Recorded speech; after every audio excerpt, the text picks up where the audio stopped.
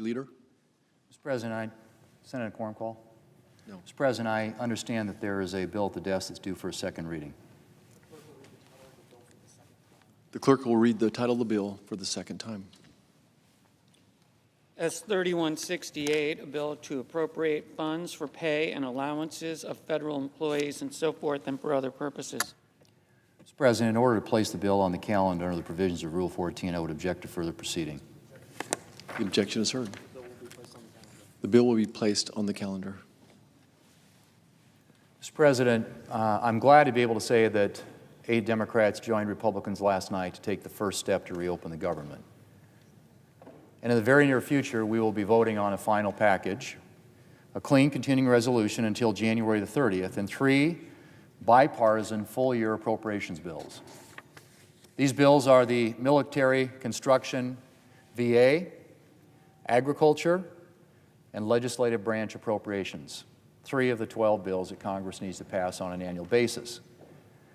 And what that means, Mr. President, is that year-long funding for SNAP, for WIC, for veterans, for essential farm programs, and for a number of other critical priorities will be met.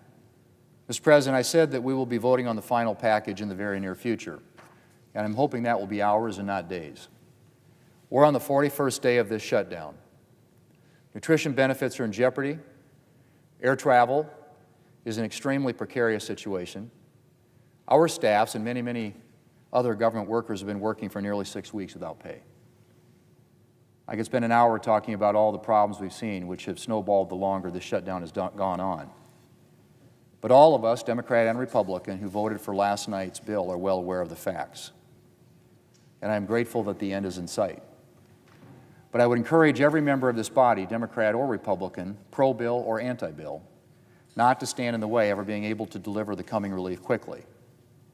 The American people have suffered for long enough. Let's not pointlessly drag this bill out. Let's get it done, get it over to the House so that we can get this government open. Mr. President, as I have emphasized since being elected Majority Leader last November, I remain deeply committed to advancing full-year appropriations bills through regular order. And we've drafted this continuing resolution to extend to January 30th specifically to give us more time to get this bipartisan work done. I look forward to taking up additional appropriations bills on the floor in the near future. Mr. President, after 41 days, I'm grateful to be able to say that we are close to getting the government reopened.